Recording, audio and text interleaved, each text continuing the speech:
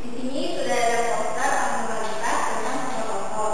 Diamnya merasakan rasa nyeri, sakit kepala, sakit perut, menstruasi tidak teratur, kaku, pada indra tidak berfungsi, jerawatan, semua dada, dan Anda sudah memeriksakan ke dokter dan dokter menyatakan tidak ada gejala medis, bisa dikatakan gangguan medis yang disebabkan gangguan psikologis, yaitu motor.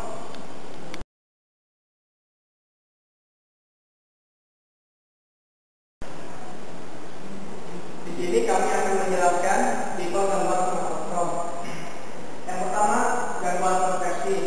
Kondisi panca indera dan otot tidak berfungsi di mana sistem saraf terganggu karena kondisi psikologis atau disebabkan stres. Contoh orang ini mengalami kebutaan. Ketika orang ini mengetahui bahwa istrinya berselingkuh, ada penolakan dalam dirinya untuk melihat istri tersebut, dan ditimbulkanlah kebutaan mendadak pada orang ini. Kedua, otot tangan menjadi kaku, di mana dia merasa bersalah ketika dia pernah melakukan pembunuhan pada seseorang. Yang kedua, hipokondriasis, adanya reaksi berlebihan terhadap gangguan fisik yang dialami atau sakit yang berlebihan. Contoh orang ini, ketika dia disuruh oleh orang tuanya segala macam nyapu, cuci piring ataupun itu, sebenarnya sudah sakit emang di perut, tapi dia menambah-nambahkan sakit perutnya, padahal sakit tersebut hanya sakit biasa pada dirinya. Kedua, orang tersebut mengalami stres karena banyaknya tugas. Ada penolakan dalam dirinya untuk mengerjakan tugas, padahal tugas tersebut bisa diselesaikan dengan mudah. Gangguan somatosension, keluhan fisik yang berulang, namun ketika diperiksa tidak ditemukan gangguan medis. Orang yang berjerawatan ini, ketika dia mengalami stres, adalah timbul-timbulan berjerawat tersebut. Tapi ketika dia tidak mengalami stres, mukanya bersih atau berseri. Orang tersebut mengalami menstruasi tidak teratur atau mens yang tidak teratur. Jadi dalam dirinya merasakan kesakitan yang sangat amat. Gangguan nyeri, gangguan di mana individu mengeluhkan adanya rasa nyeri yang berkepanjangan.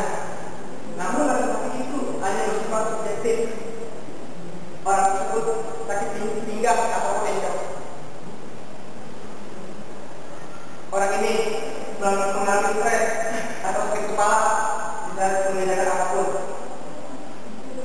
Terus, body dysmorphic disorder, perhatian atau keyakinan yang berlebihan akan adanya masalah dalam penampilan, melebih-lebihkan atau kekurangan. Contoh orang tersebut, padahal wajahnya ganteng, berseri, serta eksis, tapi di dalam dirinya merasa dirinya kurang untuk berpenampilan di depan umum. Pembawaan dalam dirinya tersebut tidak baik untuk dianya, jadilah dia merasakan stres karena ada kekurangan dalam dirinya. Begitu juga orang ini nih. Ini seorang mahasiswa psikologi Gunadarma. Ini mengalami seperti body dysmorphic disorder karena tidak ada keyakinan dalam dirinya. Timbullah dia merasa sakit ataupun segala macam lah yang menyebabkan stres.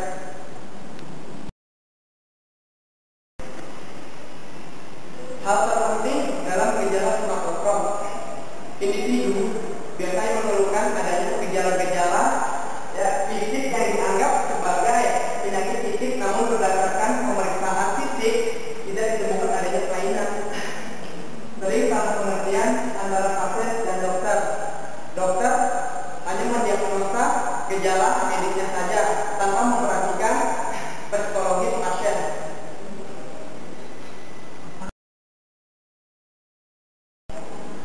Penyebab-penyebab dari somatotrom dilihat dari faktor etiologinya. Kita lihat di sini adalah penyebabnya ditanya dari faktor psikososial. Terdapat faktor psikososial berupa konflik psikis di bawah sadar yang mempunyai tujuan tertentu, seperti menghindari tugas, kewajiban, dan ekspresi emosi. Seperti yang telah dicontohkan, ada tipe-tipe gangguan somatotrom.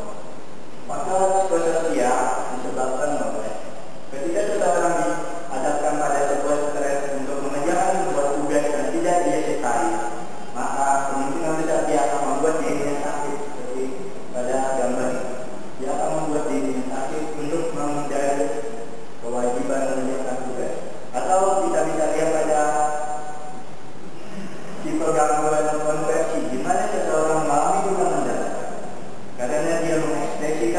emosinya yang sangat berlebihan saat dia mengetahui istrinya telah selingkuh dan dia tidak ingin melihat istrinya yang telah selingkuh tersebut.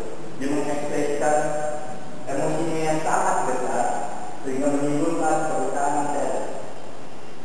Yang kedua dilihat dari sudut pandang biologi. Ditemukan adanya faktor genetik dalam transmisi gangguan somatisasi dan adanya penurunan metabolisme atau metabolisme suatu zat tertentu di lobus frontal dan hemisfer non-dominan.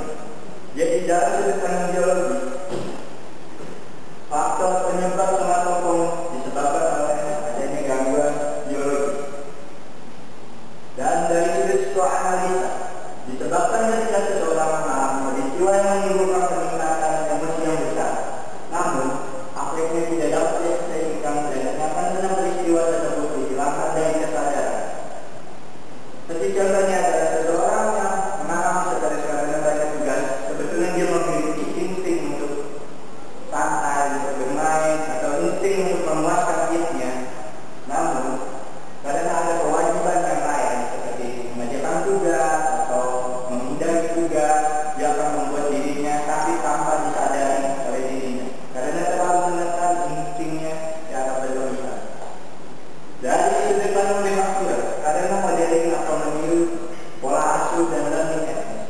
Contohnya adalah sebagai itu. Seorang anak akan meniru orang tuanya yang biasa mengalami somatopon, seperti orang tuanya ketika habis mengerjakan suatu pekerjaan atau sedang stres, orang tuanya akan mengalami misalnya mual, sakit, badan lemas, dan tanpa disadari anak tersebut sedang pada saat dewasa mengalami somatopon juga karena proses modeling atau pola asuh. Dan adanya dalam teknik yaitu faktor belajar dari suku bangsa yang tersebut.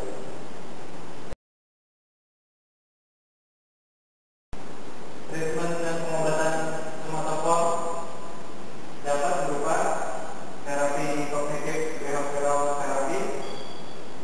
Terapi ini bertujuan untuk mengubah pemikiran pesimis menjadi pemikiran yang optimis, merubah kognitif negatif menjadi kognitif positif, dan juga merubah perilaku negatif menjadi perilaku yang positif. Dan ada terapi relaksasi training. Terapi ini bertujuan untuk merelaksasi pikiran dengan cara latihan relaksasi, seperti mendengarkan musik relaksasi ketika malam hari agar pemikiran menjadi rileks dan juga tubuh juga menjadi rileks. Lalu ada hipnoterapi atau biasa disebut terapi hipnotis. Hal ini bertujuan untuk menghapus pemikiran negatif dan menggantinya dengan pemikiran yang positif. Dan ada juga obat anti-ansiatas dan antidepresan. Obat anti-ansiatas bertujuan untuk mengurangi kecemasan, sedangkan obat antidepresan bertujuan untuk mengurangi depresi. Obat ini boleh dikonsumsi jika suatu yang hal yang mendesak. Jadi tidak saya sarankan tidak perlu untuk mengkonsumsi obat tersebut jika tidak perlu.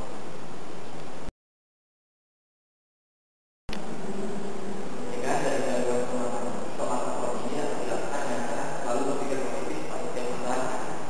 Lalu yang kedua adalah olahraga rutin. Olahraga rutin dilakukan agar meminimalkan penyebab dari faktor biologis yang ada di sini.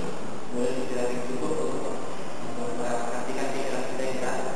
Kemudian depresi adalah untuk menyenangkan pikiran-pikiran kita yang menjadi berat. Kemudian kelima adalah ibadah dan berdoa. Ibadah dan berdoa ini untuk menenangkan pikiran kita dan hati. I believe I can fly. I can touch the sky. I think about